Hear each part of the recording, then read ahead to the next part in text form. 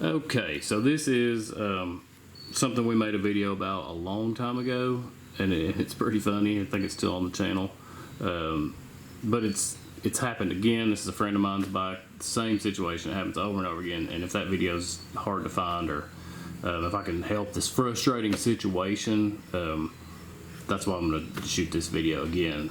So this is in the process of getting the manual clutch kit, which is cool and all, but get to that spot, the cover won't go on. Now, if you've had your clutch cover off, it's less likely this will happen to you. If you've been into your clutch or had your shift shaft out and the shift linkage out, it's very likely this will happen to you.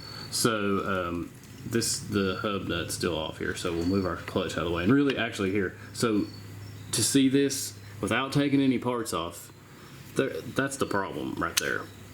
That gear shift linkage is on the wrong side of that shift drum. That's what moves the shift drum and changes gears. So let's pull this clutch out of the way before we button this thing all the way up. Don't want to lose any parts. Okay, so as you can see, that gear shift linkage is on the wrong side. The shift shaft is out. That shift shaft rides here in your clutch cover, so there's just not enough space and just jams everything up when you try to go on like that. So you just push that down, push the shaft in, and that's all it is. It's on that other side.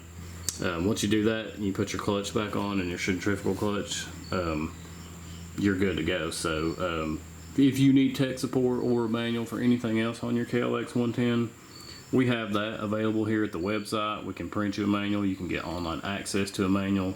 You can ask questions just to solve, problems like this on any type of motorcycle that we have a manual for. So I hope that this is helpful, and appreciate y'all watching.